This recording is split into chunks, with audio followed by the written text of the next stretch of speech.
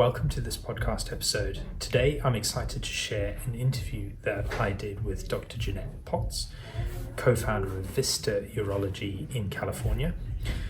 Dr. Potts is a men's health specialist. She trained at the Cleveland Clinical Foundation and has practiced there for 15 years. She's recently, or most recently in her career, has moved into private practice in California, where she started Vista Urology, and she's given more than 200 lectures in 30 countries and has published 5 books. Her expertise lies in male urological chronic pain and the ethics of prostate cancer screening. Her crusade is to preserve the art of healing by promoting and practicing the art of active listening in formulating a diagnosis. I really enjoyed chatting with Dr. Potts and approached her after finding a video that was published on YouTube that, unbeknownst to her, one of her lectures was published on YouTube, dealing with male pelvic health. The initial part of this interview, I'm sort of finding my feet with her clinical background and expertise, and felt very much out of my depth in terms of my expertise myself.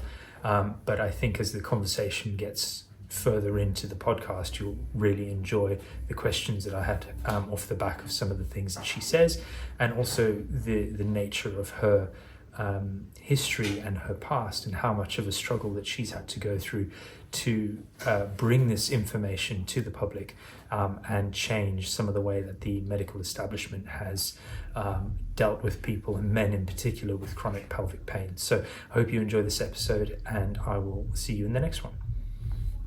So thank you very much, Dr. Potts, for being with me today on this episode, as we call it. I came across your YouTube, well, it's not your YouTube video, it's a YouTube video of you giving a lecture at the ICS 2019 Gothenburg workshop, I believe.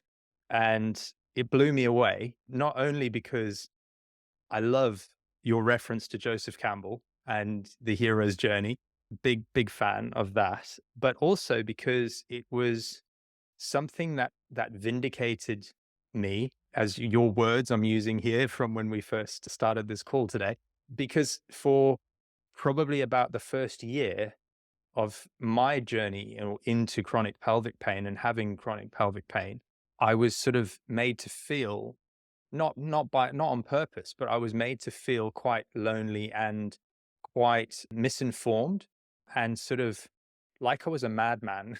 And mainly because I had this unrelenting sort of urge to solve the problem. And everything I was reading was down the lines of not an anti-establishment type of thing, but it was very much against the nature of where the doctors were pointing me at the time. And it started with a book called A Headache in the Pelvis, which you may or may not have come across. Lo and behold, 3 years later, I come across your video, or the video of you talking, should I say. And I was like, wow, this is everything that I've figured out kind of through trial and error, and some through talking to different men who've suffered with the same issue. And this is amazing. I need to speak to you. So you replied to my email, and I was very thankful for that. So thank you for your time. I know I've just probably introduced you, but would you mind just giving a brief overview of how you came into urology and what it is you do? Yes, and thank you so much. I was in general surgery very briefly, and then became very depressed because the surgery part was for me, but the system was not. And I went back and got my board certification in family medicine. And in doing some rotations in orthopedic surgery, an orthopedic person introduced me to the chairman of urology at the Cleveland Clinic, who, unbeknownst to me, was creating a subspecialty. In fact, if he had succeeded, there would be 2 different pathways to become a urologist. One would be an office-based urologist, and another one would be, someone who's in surgery all the time. So in a Right. sense, he told me, well, we're going to create a fellowship for you. And it was just amazing for me to be able to do surgery again. in the outpatient setting, and it was like a dream come true. But as I was doing the work and doing like general urology gatekeeping for the rest of the subspecialists, I realized that there was not anything out there for men with what was called prostatitis. And gradually, when I was able to not have that surgery mentality where, every patient I see, I have to be thinking about generating a procedure or surgery. And because I had the luxury of working in such a great place like the Cleveland Clinic, where we were salaried, we were not incentivized, we could expand at a specific area of interest. Mm. And my chairman became very excited that now he had the full complement of every type of specialty that there could be. I mean, there were 50 of us, Wow. and I was the only woman at the time. And so it was a wonderful environment. And then in the beginning, I also started to realize, because I was seeing about 300 to 400 men a year with the condition as a second opinion. And I started to realize we're using way too many antibiotics. So starting in the 90s, I began to not use antibiotics in these men.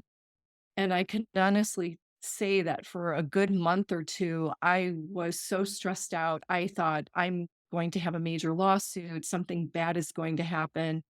Because again, medical liability is usually, you're not doing what the rest of the boys on the playground do. And Mm. that's kind of the standard of care, not what's really ethical. But even then, I didn't know what was the right thing. I just knew there was no evidence for it.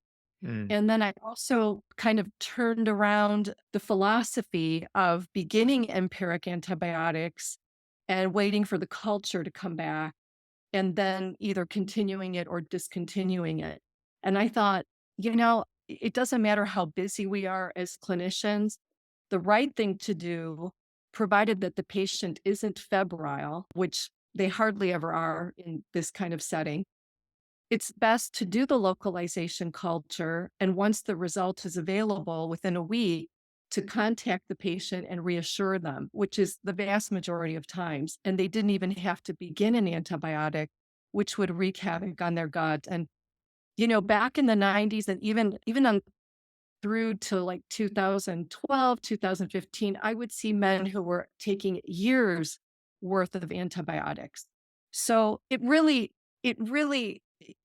was so hard to break this, what I call codependency, because the patients want a prescription. They want something to note that they're being treated. And the doctor, it's a shortcut. It's the quickest way to get the person out of the office. And sadly, what was also seen by other investigators is that people who are more likely to do a localization culture are less likely to prescribe antibiotics because the localization um, culture, which is very cumbersome to do, will then empower the doctor to say, well, no, we can try something else. And we'll also reassure the patient to know that they are not being, that a prostatitis infection is not being ignored. And then again, maybe 3% will have something there and you treat it. And those are the easiest cases. And those are the cases that you want to catch early so that they don't end up being a smoldering kind of infection afterwards. But again, it's very rare. And the other thing that caused a lot of harm was the big umbrella of the classification system. And one of the things that is not in the lecture that you saw, but a lecture that I use very frequently is the one in which I talk about the classification system.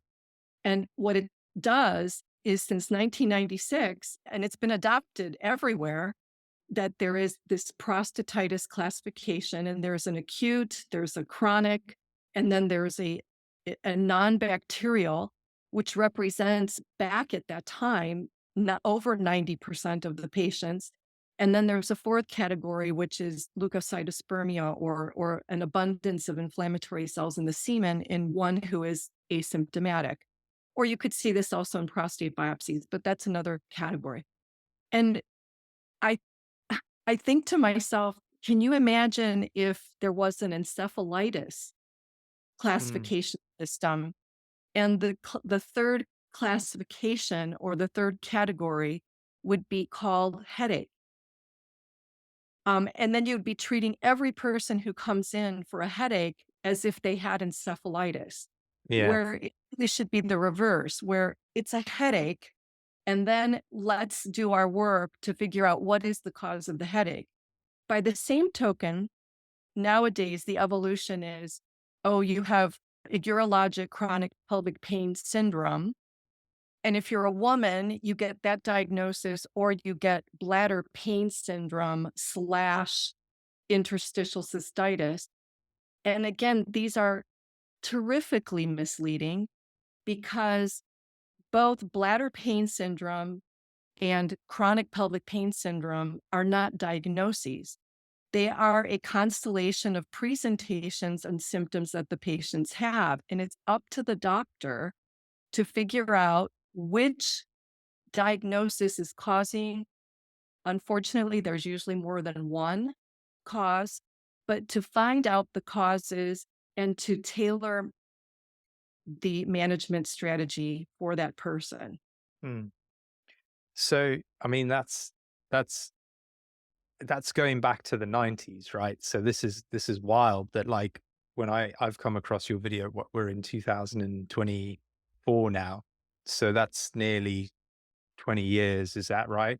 My maths is terrible. Nearly 20 years of stuff that, obviously I've come across the four different versions, let's say, of prostatitis that you've mentioned. And I didn't realize that that was actually off the back of the work that you'd done or the work that you'd been involved in. Is that correct? Well, I did not have a role in creating that classification system. Okay. Um, I was not part of that group, but afterwards I was involved with the Prostatitis Collaborative Network. And I'm guilty in my papers to have also, used CPPS and Mm. prostatitis. And, at the time, you couldn't really publish anything unless you cited this, landmark meeting. But Yeah. that really set things terribly in motion. And that's 30 years Wow. of and it's also harmed the way research is done because it keeps using this nomenclature, and it also makes it harder for patients to be a little more open to the suggestion that the problem is not their prostate. Mhm. And sadly, most patients do not get a thorough physical examination, so they're also not taught through the exam, what is a normal feeling pelvis? What is a normal feeling prostate? And the truth is, if you examine a man's prostate for whatever cause, including cancer screening, there will be a very unpleasant sensation, or there will be a sensation of, maybe an embarrassing leakage or a pre ejaculation or something. And it can go from anywhere as, just an unusual feeling to a very uncomfortable feeling. That is not justification for a prescription of No. antibiotics. And that used to be, and in some places still is, standard of care. Yeah. Well, that's excuse me, that's exactly what happened with me. I mean, you've talked about things here already that I know have never happened with me. So, my experience of this was, well, I have pain. I had blood in my sperm. I had crippling pain to the point at which, even walking was like my suspension had given out. And I had the thing that stood out for me actually, and this is what pointed me in the direction of trigger points and looking into the muscles, not because I was a personal trainer, although that came into it. It was actually my first prostate exam when I was in absolute agony, and I'd been on antibiotics for about 3 weeks already at this point, and I just was like a walking pillbox. I had ciprofloxacin, I had naproxen, I had cocodamol, I had an antidepressant that they put me on. I can't remember the name of it now because of the pain, and they said it was to do with helping the nerves and the muscles. And then a muscle relaxant for going to the toilet. Um, and it was just all these pills. And I walked in, and the chap that did the prostate exam, he poked around, but when I left, I actually felt better. And it was because of how he maneuvered his finger around. It's probably a bit graphic for those people, for some people out there, but for you, I'm sure this is quite common. He maneuvered his finger. And one of the things I was going to bring up with you was the obturator internus, I think you mentioned. And it was like on my left side of my pelvic floor, he just pressed on something. And it was like, oh my goodness, that was just so much relief. But at the time, obviously, I'd never had a prostate exam before. I was 34 at the time, or 30, so still early for that kind of screening in my life, I guess, from a medical perspective. And I sat in the car driving home and I was like, man, I feel so much better for that. And he said, oh, your prostate is very grumpy. So here's a different dose of a longer term. Sorry, they gave me a longer term prescription of antibiotics. And I was just like, I cannot keep doing this. I can't keep putting my gut through this, firstly. And secondly, I feel miserable because I'm on all these pills. I feel like a zombie. So it was very nice to hear that, you talk about a thorough examination. Well, that was the extent of what I got. And then moving on from there, we were in lockdown after that. So I'd had the examination and then we went into lockdown in the UK. After that, I didn't hear anything from any doctor, even though there were multiple tests that they'd done. And I was waiting for sort of some clarification. And I did actually finally get a call from the doctor about 12 weeks later to say, we've got all your files here. We've looked at everything. We believe that you have chronic pelvic pain syndrome, and we can't help you any further from a urological perspective. So you need to be referred to the pain clinic. And we've passed your details on. They'll be in touch. And I'm still waiting for that call 3 years later, to be honest. But I appreciate here it's the NHS, and over in the US, it's either private healthcare or, I believe you have state healthcare, but I'm not too sure how that works. So in terms of what you do with people, you said in your lecture about a half-assed exam versus an actual physical exam. Can you shed some light on what you would deem a standard approach that you would take with someone presenting with these prostatitis issues? Well, the overall, it begins when you watch the person walking in and you watch how they sit and they favor one side or the other. And as I'm Mm, listening, I'm thinking about how I'm going to strategize the exam. And that's especially important for my colleagues who may have more of a time constraint. I now in private practice, I have the luxury of expanding my time, but when I didn't have that luxury, I would, have to be actively thinking about where I'm going to get the best bang for the buck on the exam. And also, considering having people return, so I've suggested people having, two scheduled appointments if they really are working, which many of my colleagues are working in a situation where they don't have time. So, I start with the head and neck. We should always consider thyroid in anyone who's got, pain perception and depression and things like that. And it's interesting how, it's rewarding to find something that someone else may have missed or not looked for that could actually help this person with regard to their buccal health and lymph nodes and things like that. The chest, at just a routine and urological thing, the chest wall, making sure there's no gynecomastia or breast enlargement, and then just checking for heart rhythm. And you also get a feel for how athletic someone is. Like I know my extreme athlete patients, I'm already alerted, and their heart rate's like 45. And so yeah. they truly are exercising a lot. Or, the person who's quite sedentary, I get different kind of heart sounds and I want to, see how the chest excursion is with breathing in the lung field. So, again, that goes back to my family medicine background, but actually that is a basic exam for a new patient, no matter what the specialty is. And then when I do the abdomen, I have the patient in a supine position and I first do the wall. and checking how the wall is, and the abdominal wall, I'll stress it by having people raise their head up, Okay.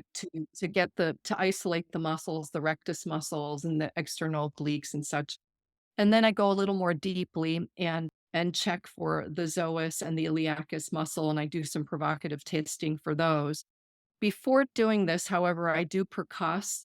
So that's very old fashioned, but I just percuss. I percuss checking for liver enlargement, checking for, too much air, too much tympany, and also checking for a post void residual that would be abnormal for the bladder. And again, the best thing is an ultrasound or Doppler for that, but I still incorporate that on my exam. I check the rectus insertions along the pubis, and I do also have the patient do some small crunches to, pinpoint those areas. The adductors can be checked with the legs open or, on to the side. And then when I do the internal exam, I'm checking the saddle region for the nerves, for the level of sensitivity, either overly sensitive, underly sensitive, anesthesia. And so I'll begin with the feet. And again, you'll see that the recurring theme here is that I'm starting with the head and neck so Mm. that patients feel less uncomfortable, that, and they're confident that I have a gentle touch. And the same thing when I'm starting the pelvic area, I begin with the feet in the stirrups and I'm checking neurologically with cotton, pinprick, and sometimes I use ice or other temperature or heat if I'm checking the perianal area for like a posterior femoral cutaneous nerve entrapment. As I come into the saddle area, I get a little bit more precise. I'm not using broader strokes. And there I'm looking for the nerve distribution. It's very interesting when people have really severe pudendal nerve issues. For example, they could be numb on one side, the perineum and the scrotum, and yet they'll have excruciating pain in those areas.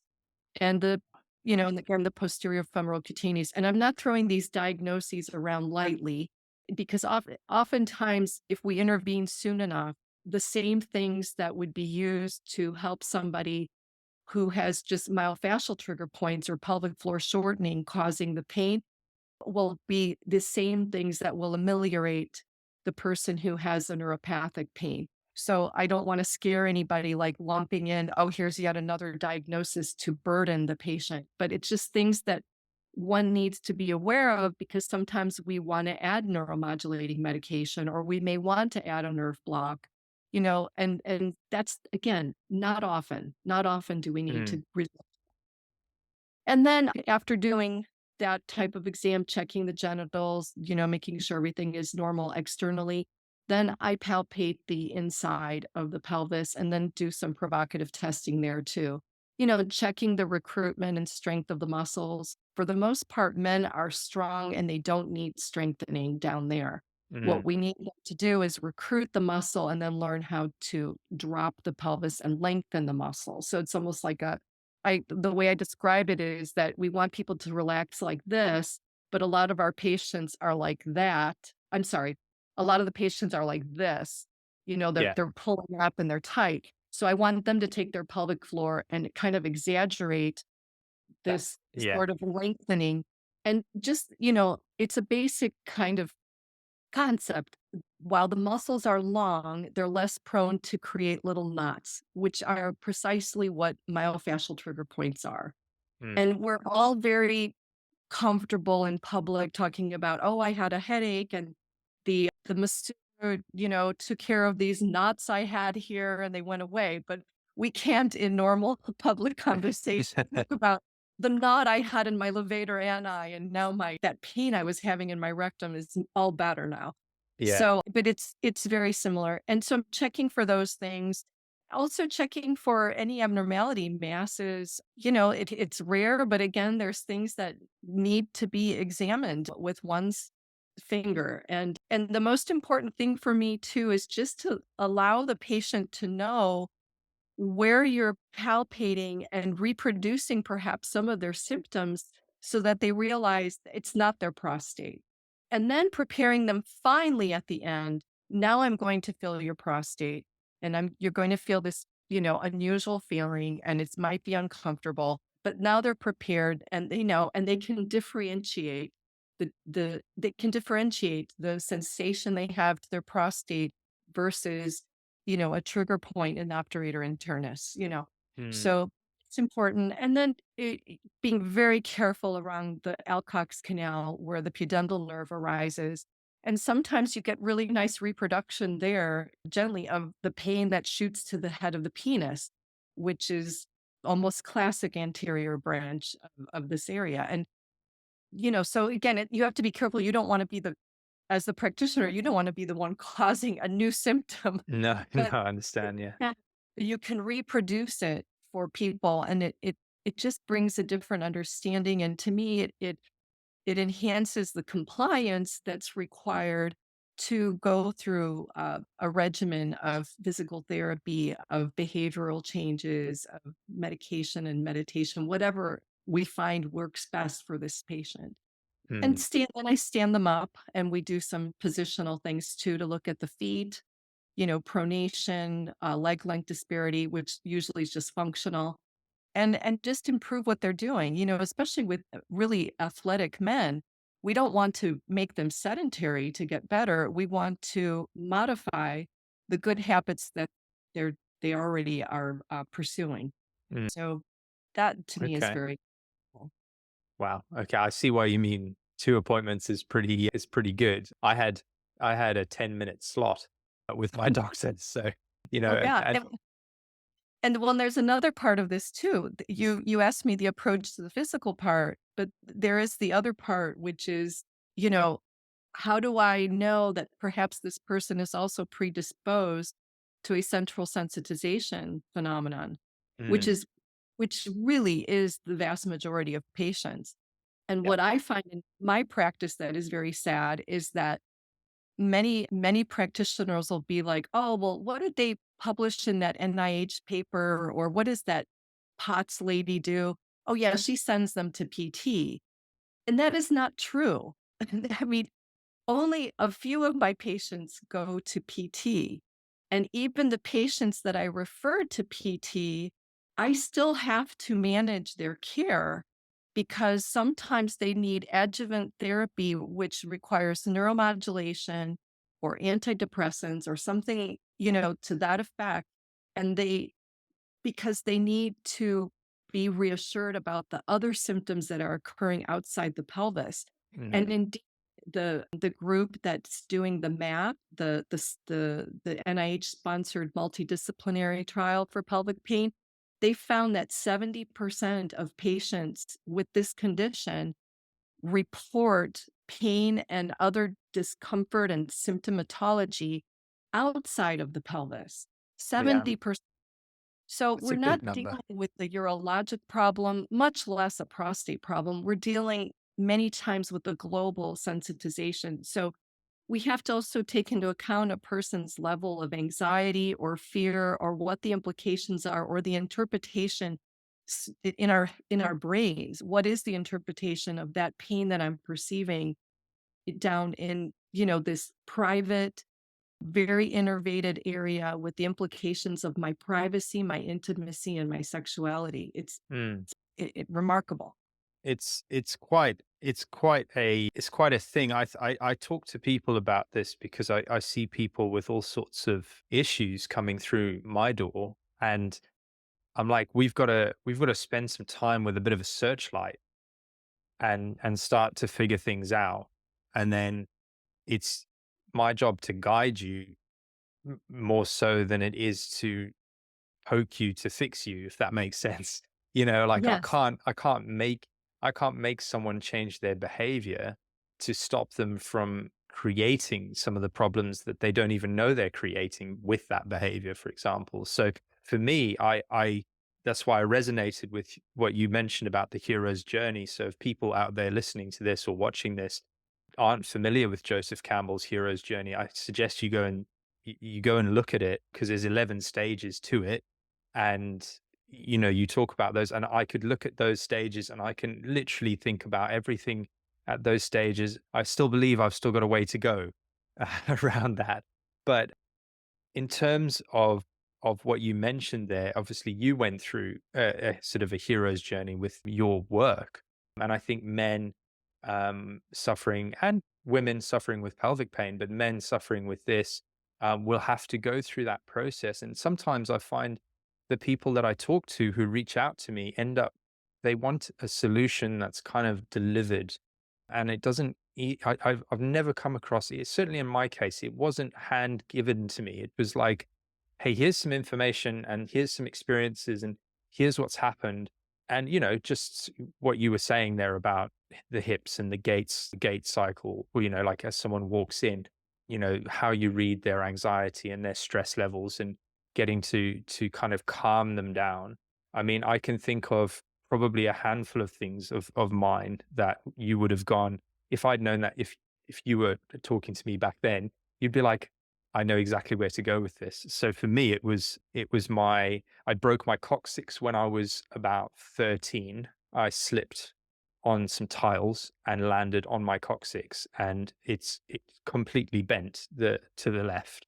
It's completely fixated there. So she mentioned that in your lecture as well about the mobility in your coccyx. Like, there is none for me. And, and I was like, so that was something that I had to consider. I'd been to a chiropractor because I've got quite a bad rounding of my spine and hyperkyphosis. I developed a scoliosis off the back of golf as well. So, I'm ticking a load of boxes off already with just a bit of a background. I had, rib flare on my left side. Core pressure was, at the time of working with a practitioner with functional patterns, my core pressure was non-existent in the sense that my transverse abdominis would not retract without me clenching my pelvic floor and doing what you said. So my version of an abdominal exercise was actually just clench the clench the pelvic floor. My left adductor and my left rectus femoris are just overly active, mainly, I believe, from how much golf I've played over the years in driving that rotation through the golf ball and stuff. So there's a whole bunch of things that were pointing me in the direction of like why I was in that place. And I Mm. feel like a lot of men don't get the answer to that. And I don't quite know if that's because they haven't figured it out on their own, or if it's because they haven't had the right diagnosis per se, or sat in front of the right person. But I like the idea that you're not prescribing physical therapy off the bat. You're going through things, and you're not just going down the antibiotics realm as well. But I'm curious about the posterior femoral Cutaneous. cutaneous nerve. Is that right? Have I got that right? Yes, and the pudendal nerve. Like, how often are you coming across people with those issues? Because that's something I've seen a lot in forums or people chatting online, and they're like, "Oh, definitely got pudendal neuralgia. I need a nerve blocker." So, do you Yeah, come across it? yeah. You have to be very careful. In the general population of people who have pelvic pain, it's also not that common. I see probably a little bit more because I'm the sixth opinion or the second opinion, what have you. But even then, it's not the main thing. And I do want to caution people. I only know in from people from all over the country, I only know one person who does blocks, who examines the patient. I Right. have met far too many people who were seeing me on their way to get a nerve block or after they received a nerve block. 15 grand, invasive, Wow. and it's minimally invasive, but it's to be without an exam. I've met people who are traveling to see me from outside the country who along the way, they're getting an appointment with someone. They're booked by phone or by computer for their nerve block. Goodness me. And I have not met anyone who has had a nerve block where they are required to make a diary. So when I recommend a nerve block, which is very rare, and I refer them to one person. I have these patients keep a journal for the 2 weeks before, for every day, and we keep a journal for the days following so that we can program when to do the next block if necessary. The timing of the blocks is very important. It should be a maximum of 3. And the other thing is some patients, I also meet people who will be like, the block didn't work. But then I ask them, well, how long were you numb? Well, I was numb for 5 days. Well, it worked. Even if you were numb for 3 hours, it worked. It was the half-life of the anesthetic. If you get the 5 days, that's amazing. That means you need to be on the schedule for the next one to tamp it down. And I don't want to spend that much time talking about those kinds of blocks because I don't, again, want to scare people with Mm. this additional diagnosis, which will rarely be part of the picture, but to let them know that when it is indicated, when you have someone who actually did the exam, and I'm sorry if I haven't met, there may be people who do a physical exam and do the Yeah. block, but I've yet to meet them. Um, and then the confusable diagnosis is the posterior femoral cutaneous nerve, which is innervating the same area, the posterior and medial area, and it's confusable when people have sitting pain. But that too is going to change with behavioral differences, seating differences, sometimes a little, a course of neuromodulation along with some retraction, manual retraction of the area.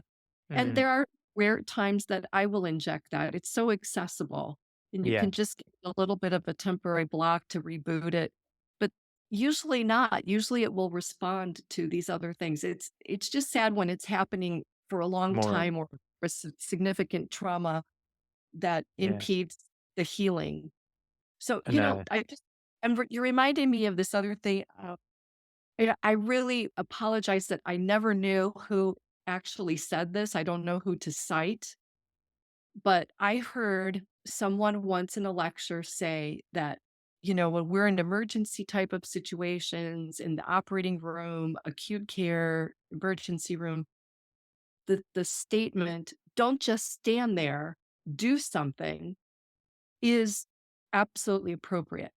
When we're dealing with patients who have chronic pain, it should say, don't do something. Don't just do something. Stand there. Okay. And I really live by that mantra because I know my patients often are very disappointed when I'm not going to refer them for the block. Mm. I'm not going to refer them to the pain clinic at the big name places. I'm not going to inject something and I'm not going to cut something and I'm not going to do an invasive procedure. And then we have to back up and be present with the patient, listen, examine, and that's what we really need to do before we act. And Mm. it's hard because the patients are oftentimes very desperate. And I would say since the majority of men are in the late 30s to early 50s in this middle age range, I think many of them, when they're going through this, it's hellish, but I can promise them that afterwards it will be a blessing in disguise because this ailment, like, well, but I've always done this. I tell someone, well, I'm noticing that you have like atrophy where you sit and there's this leg length disparity and there's all these things. Well, but I've always run this way. I've always cycled this way. I've always worked this many hours and I don't communicate this way. And it's like, well, just because you always did it that way doesn't mean it won't eventually catch up. So Exactly. sometimes Yeah. I think it's a life altering moment in terms of what do I need to do?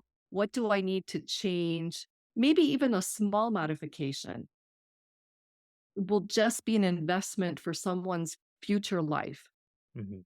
Yeah. No, no, that's very good. And thank you for that. Because I only asked that question was because I know a lot of people go down the nerve route because they're at their wits' end by, they've maybe been to 3 or 4 doctors already. they're on multiple tablets that they don't want to be on, and and they still haven't got anywhere. I think in terms of what you said there is essentially active listening, right? Because I think you mentioned that in your talk as well, is y- you need to listen to the person in front of you. And that I spend a lot of time listening. I actually spend a lot of time asking questions, like, because of what I do, it's physical and it's emotional. And I have a box of tissues here. I'm like, I've had clients of mine could come in and spend a whole hour just crying because there's an emotional trauma that's attached to the myofascia. There's an emotional trauma that's attached to the situation that they're in, even if it's just dealing with a scoliosis that they've had for many years. So and like you've alluded to, there is listening to people. How do you go about that in terms of your do you find it hard to get information out of people at this point when they come to see you, or are they quite relaxed and willing to share? I think they're very, very relaxed and very willing to share. I mean, sometimes I answer the phone and people don't know it's me and they're already Right. telling me about their sex life. Okay. So they're very comfortable. But I also think that, back in 2001, I stopped wearing a watch. Okay. And I thought, man, I'm gonna fall behind in clinic, and back then too, being an employee of a clinic, you really do have to stay more on time.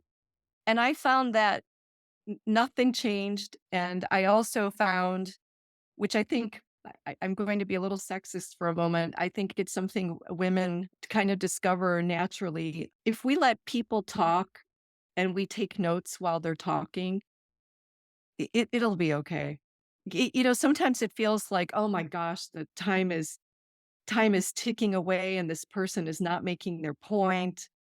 Sometimes one has to interrupt a little bit to redirect or do something like that. But for the most part, people are very good at telling their story. And then I just feel that my job is now to take my notes all over the place, create my note from that and not have Mm, them, have to say everything in order. And I just listen and I put little stars, kind of what you're doing right now. Like I'll put a little yeah. star by something because I want to come back and expand on that. Mm. Okay. So No, no, that's good. I like that. It's a very holistic in a sense, right? And you sort of mentioned in our correspondence about getting back to basics for people. So, I'm mindful that we'll have people that will come across this that are more clinical, that they've got a better understanding of terminology and phrases. And then you're going to have the other end of the spectrum where, someone will message me and say, why do I get shooting pain down the end of my penis? And I'm like, that's not the complete picture. That's not you can't just it's not that's not a solvable thing by just figuring out why you've got that, if that makes sense. But right. you mentioned getting back to basics, and I'm curious I've got my own kind of structure of it from what I've discovered for myself, but I'd like to hear what you think are the basics for people out there struggling with this to start addressing on their own, because not everyone's going to be able to get to you, for example, and to have access to some of your expertise. Yeah. Yeah. Well, sleep, sleep, sleep, sleep. Incredible how we take that for granted and how transformative that can be. Yeah. The other is diet, and the other is not necessarily hydration because some people are overhydrating. I have met a couple of men who were diagnosed at very prestigious institutions, and they were diagnosed with interstitial cystitis because of their urinary frequency. But when they did a voiding diary, the voiding diary shows that they were drinking 8 liters of liquid a day. So once we normalized liquid, then they were better. They were having some pelvic discomfort and things, and because of the prostatitis worry, people think, "Oh, I'm going to wash that bacteria out of my prostate," Mm. and overzealous. And so normal hydration, diet, and bowel. When when my colleagues who are pediatric urologists interview a child and their mom, they're always asked about their bowel function. And if you're a pediatric gastroenterologist, you focus on the GI and the urination part. Right. And somehow when people turn 18, they become two separate compartments. Yeah. They really are always integral to one another. They relate to each other. So I do pay a lot of attention to the bowel and the review of systems, which usually only addresses, is there a daily bowel movement? Is there blood in the stool or not? That's not enough. We need to know how people are functioning in that way. So again, just good eating, a good habit, being in the sunlight, having good sleep hygiene. We have to start with that. And I recall having a patient get very angry at me because I was wanting to address this first. And this was a person who was watching porn until 5 or 6 in the morning and then sleeping all day and then just going into a downward spiral. And I go, well, this is the first thing we need to do. Mm. Um, and when he got very angry, I explained to him that if he had diabetes and I just doubled his insulin dose, but told him to continue eating cake, that would be criminal. So for me not to address his sleeping would be criminal. So Wow. Okay. I mean, that's that I want to come back to that, what you've just said there. I found I had sort of like, I've done a few videos on CPPS per se. And one of them was the sort of breakdown of five, I think it said 5 things, which was sleep. I was like meticulous about ensuring I was getting more when I was going through the worst of it, because I knew that it was the only time I could actually feel like I was relaxed. I would wake up in the morning feeling good. And then by the time I went to bed, my pelvis was like, it was horrendous. So I think that in itself, making sure that that was as big part of my life was good. You mentioned diet, fantastic. I like that. I put in my mindfulness, like journaling and reflective time and time for oneself where you know, you're you're just being alone and not stimulated.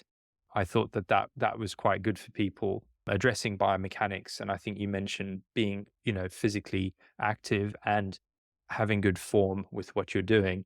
I'm curious though, if you've come across caffeine as a massive influencer in the way that people respond to the pelvic pain or pain in general. Mhm. Oh, I did notice that in one of your videos, and I applaud you for that because I think that is worthwhile for some people to consider not being on caffeine. In urology, we usually recommend refraining or avoiding caffeine because of the diuretic effect. Mm, But you brought up another point too, which is just this level of tension. And if you're trying to, get muscles to lengthen and be a more relaxed, well, why not take that out of the equation? That's pretty low hanging fruit. mm, Why not pick that off the tree and yeah, see what happens? I mean, the way I look at it too is with these basics, you're causing no harm. no, you're helping. It could only be they could only be neutral or positive. No. Yeah. And so you mentioned pornography, and I I had my own issues in that region where I sexually was very active. And my behavior towards that was actually changed when I enrolled with a mentor. In He was a strength coach actually, but I didn't go to him for strength training. He had like a reinvention program for men, and he's based out of Florida now. And a chap called Elliot Hulse, and he can be a bit abrasive. I thought he was really abrasive at one stage, but he seems to have calmed down. And I followed him for ages because he was the only one on YouTube really answering a lot of questions around physical health for men. At my previous life, I was 140 pounds heavier than I am now. So, that when I came into fitness and personal training, he was quite someone. And I managed to get into one of his groups, and we had a weekly call on Zoom. It was fantastic. And one of his policies, or one of his rules per se, was a no porn, no masturbation policy. And for me at the time, it made a lot of sense because it was a stimulus. In my correspondence with other men who've come to me through Instagram or through the channel, who've contacted me, this is a big area for men, I think, is sort of urges and controlling urges and being able to differentiate, like, I'd say normal sexual behavior, but what's abnormal more. So have you got any kind of advice for men out there who may have this as a very prevalent feature of their lives? I know you have said it's like the diabetes thing, but there's a deep rooted psychological dependence on that, in my opinion, almost like an addiction, I guess. Is there Mhm. anything out there that they can do to support that process in your experience?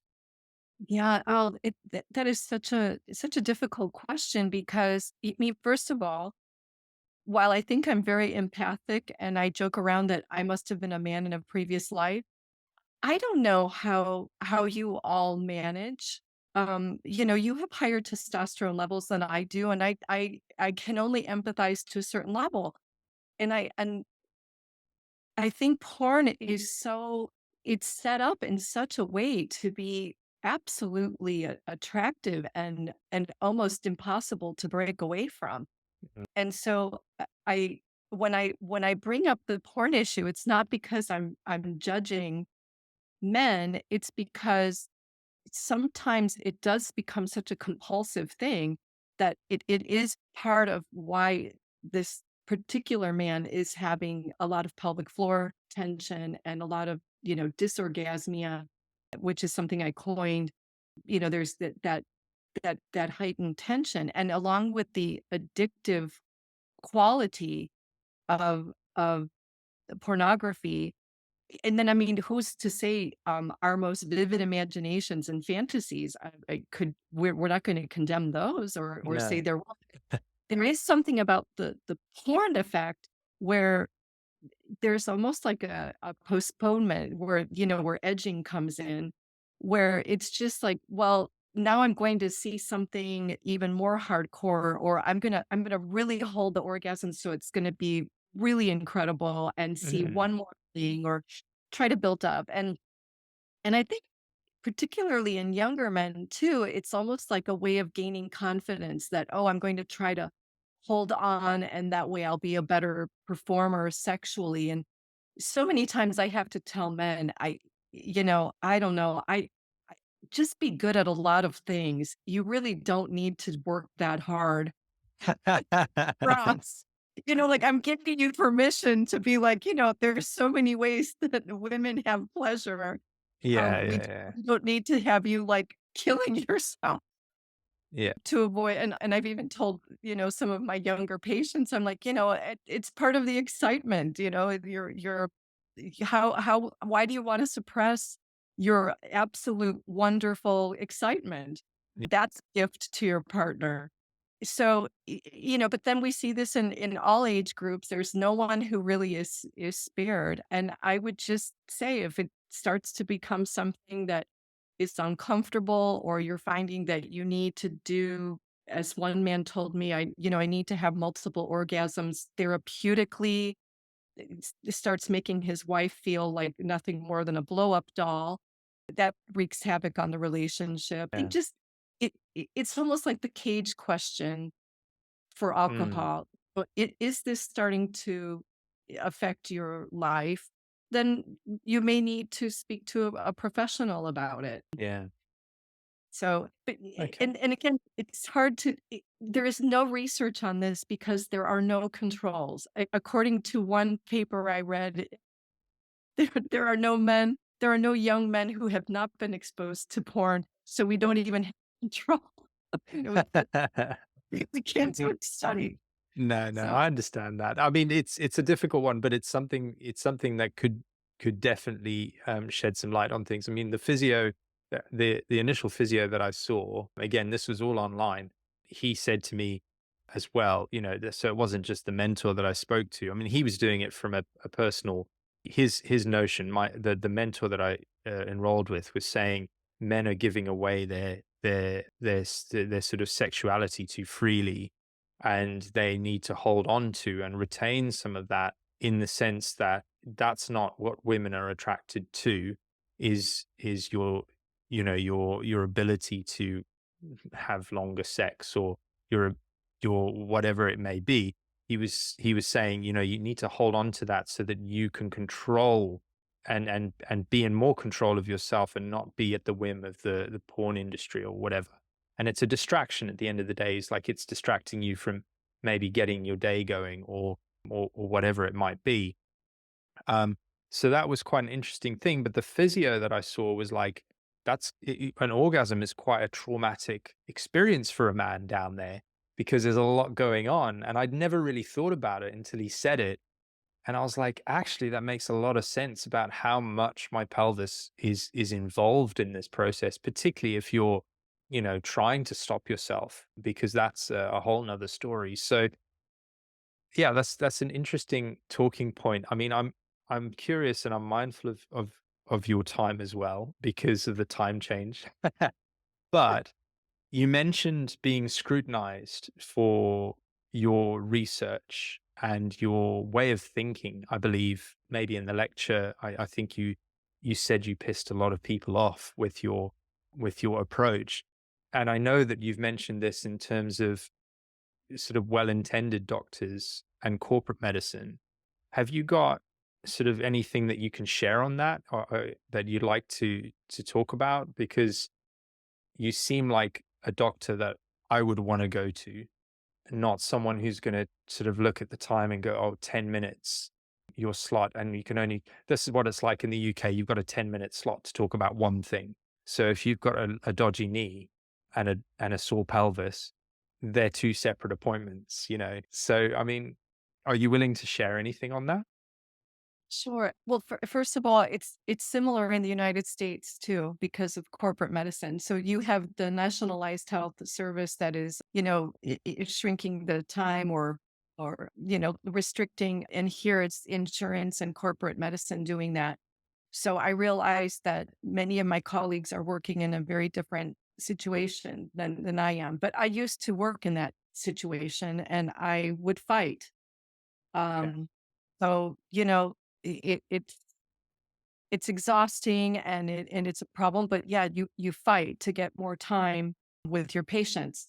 And then when you get pressured, when I was leaving that institution, I was being pressured by another institution, an academic institution, to go faster and to do more procedures to justify my salary. So, again, that's incentivizing, and incentivizing in medicine is just a horrible, horrible thing. By the time doctors reach my age, they know when they don't need to do a Mhm. procedure. You do more shared decision making, but the way corporate medicine works, you don't have that ability.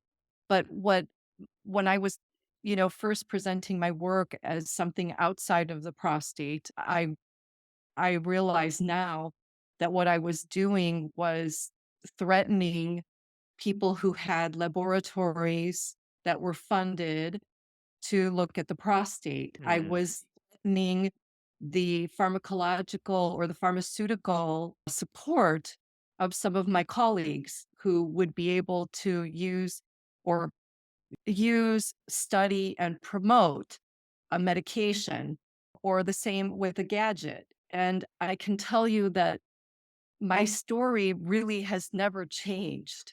It's right. only evolved to incorporate additional things, but the basis is still there.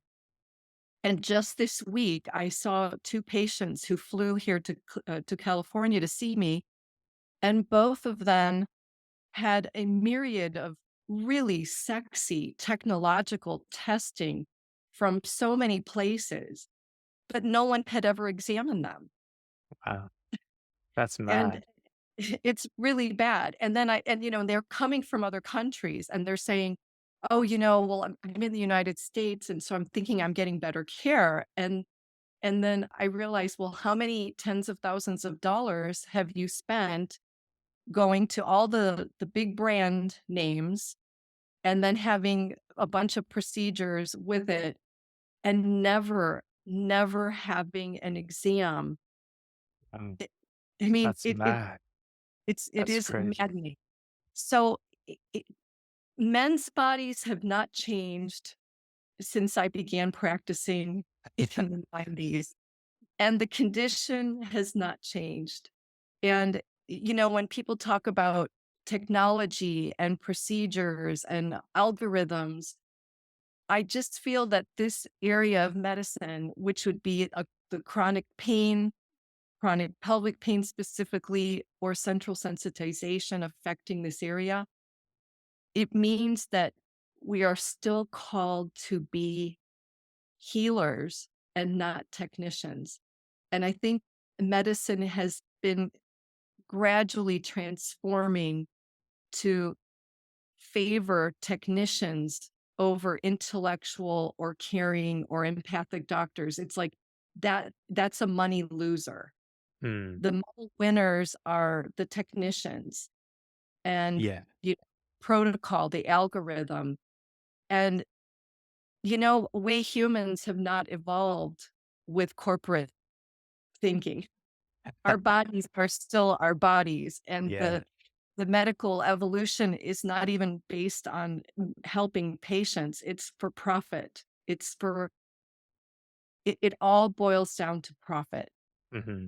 Okay. Yeah. No, I get that. I think the quote from Upton Sinclair always bounces out. Whether you've come across it, it's difficult to get a man to understand something when his salary depends upon him not understanding it.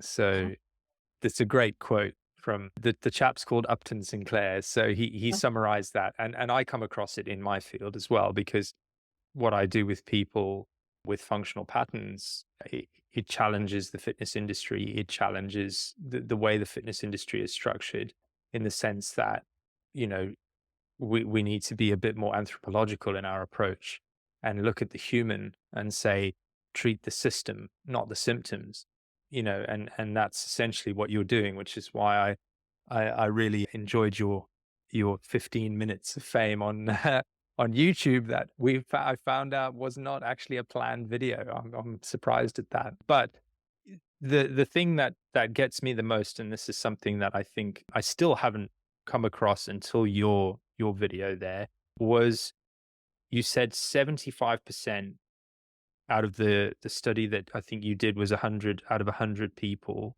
75% were myofascial or had myofascial trigger points, and 65% of that same cohort had central sensitization syndrome or functional somatic syndromes. So for the layman out there, would you mind explaining those briefly, just so that someone who is coming into this might understand it? Yes. So number one, we rule out the prostatitis, and you do that pretty quickly. No fever, urine is clean. And now in the exam, there begins to be, signs in the abdomen, the pelvis, the legs, things that point to connective tissue or myofascial trigger points. Myofascial trigger points are like, just imagine a fuse box, a knot in the muscle, behaving like a fuse box, and, having a recognized distribution or pattern of referred pain or dysfunction in that area. And so that's sort of what we're doing when we take the history, we're mapping it out. When I'm doing the exam, I'm mapping it out. So again, around 70% or three quarter may have these things, and they may benefit with physical therapy.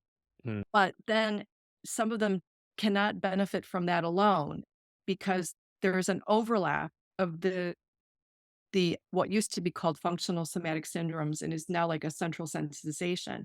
mm, What happens there is that we have to stop thinking about pain being a one-way street. Pain transmission, oh, going in the direction of the brain, and that's it. The brain then interprets what's going on, and then there is a response that is also transmitted down to the source. This is what will lead to either turning off the pain, attenuating the pain, or magnifying the pain. It's all what happens here.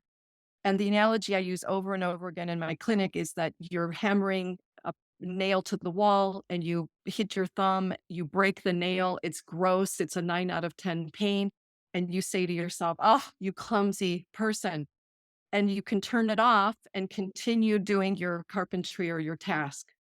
When you have a 1 out of 10 discomfort in this area that is so highly innervated, private, has the implications of sex, prostate cancer, all these things, it gradually, gets an interpretation up here. Wow, maybe I shouldn't have been doing what I was doing. Oh, gosh, my uncle had cancer diagnosed a month ago. What could be going on here?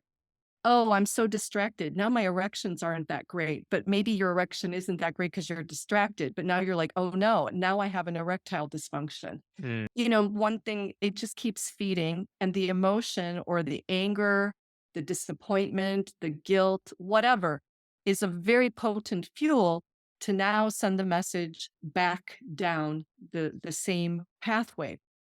But what happens with central sensitization is that now this sensibility that occurs is paving that pathway.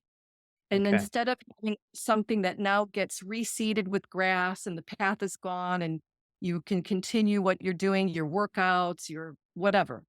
Now you have this pavement that whatever happens in that region is just coming up to the brain with a magnified Bad interpretation. signals. Yeah.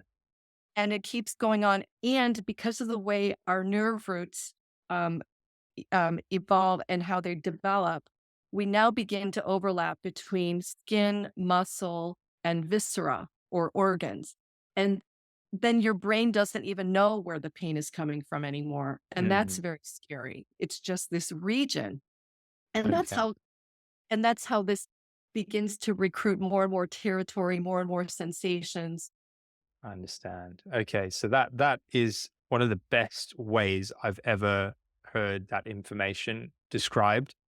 So thank you for sharing that. But also, that is the exact process that I went through and repatterning or out patterning that in myself, which I think is what has caused so much success for me in the process, which is that I didn't exercise very much other than some corrective exercises for about 2.5 years per se. I mean, it's just give or take, maybe 2 years specifically. And whenever I did push the limits on my body, I had massive flare ups in my symptoms. And what I realized was that my nervous system was a lot like my muscular system and my cardiovascular system in the sense that my muscles can be trained and overloaded and can behave based on the information provided. So, you overload a muscle doing a bicep curl, you overload the bicep, you tear the muscle, you regrow the muscle, you cause hypertrophy. Or when you train your cardiovascular system, depending on what heart rate zone you might be training, you're then training that behavior in the muscles and the lungs to uptake more oxygen or whatever it is. And I was like, why can't this approach happen with the nervous system? And so every time I'm training now, I'm seeing that as a threat. And therefore, I'm fulfilling that prophecy of I'm fragile and I'm going to hurt myself. And my nervous system is responding to that and sending me these signals. And so my hip hike that is better and my imbalances that are better that I thought were never going to get better are actually better, but I'm just wired right now to pave that pathway, as you say, with the bad signal instead of a good signal, right? I think I've understood what you're saying and I've regurgitated what you've said, but essentially that was how I came across it in my head. And I say this to clients all the time as well. I'm like, if your response to walking 5 miles has always been a negative response, as you start to relearn your behaviors and your muscles and your fascia and the way you're patterning yourself, you're going to have to challenge that process because it's like a dimmer switch. It's going to turn down over time, not turn up. That's what we want to see happen. I think I've kind of married up with what you said there, but quite by chance, really, for me, and on a conditioning basis. So that's very helpful, and I think that might help quite a lot of people to know that, because I haven't come across anybody who talked about that in that way that you did just now. So, I mean, yeah, I had another question for you, and this was just completely a personal thing. I had a history of having shingles a long time ago, and since my chronic pelvic pain, and the pelvis has massively changed in terms of my understanding of it. But I had for about a year, the pain sort of shifted up into my ribs and around this region. And that, I Mhm. guess, can only be in my own head explained by what you've just said there, with the nerves and around that region having had trauma. But when I had COVID, I had it felt like, I don't know if you've had COVID, but when I had COVID, I didn't get any vaccine over here. I just didn't accept it. I was just like, it's fine. And I got a bit of grief from people for it at the time, but nowhere near what some people got. And I was concerned when I found out that I had COVID, but for the 14 days and probably a few weeks after, man, I suffered so badly with nerve pain, and just everywhere that my body had had work done physically to repattern muscles and everything just felt like it was just on fire. I'm curious if you've come across more issues with CSS, or central sensitization syndromes, since COVID has been around, as a doctor, as someone who deals with patients, because I feel like maybe in some way it has triggered a lot of people in that way. I can see the potential for it, but I cannot honestly say that I see a correlation with it. Okay. But I'm I'm also very intrigued by the manifestations you had, and to me it is almost as if those areas were primed in the sensitization Mm, um, that occurred, and that why would be why they would flare up again, or you would perceive them. I mean, they may not have actually flared up. It could have been yeah. an issue too. So these types of things are very difficult to study because we can't even really qualify Yeah. if it's perception or if there really is something going Something on. going. Either way, there is something that's occurring. And It's interesting. it's very, I think there's going to be more things revealed over the next few years.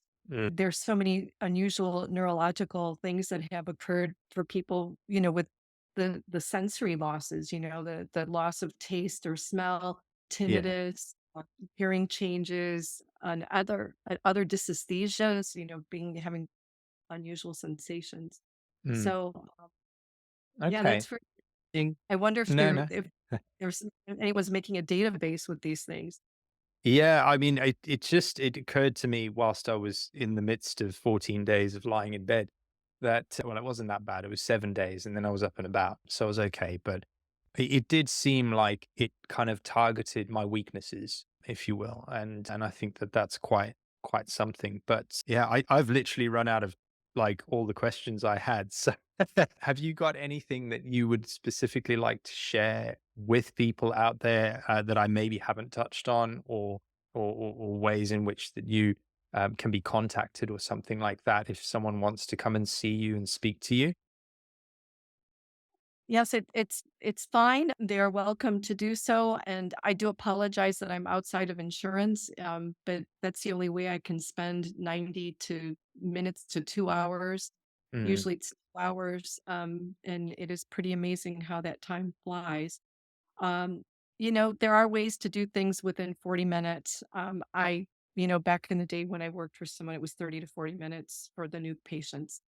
Um, Anyway, I can't think of anything else. I really just hope that patients will realize that there's no single simple way, and that even if they are upset now or angry and resentful, they will look back on this as a blessing in disguise because Mm, some aspect, small or large, in their life will change for the better.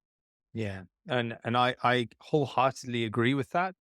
And I believe that that will be a tough pill to swallow for a lot of people at the same time. Because if you'd said that 3 years ago, I would have been like, I'm not so sure. I don't believe that this is a blessing in disguise.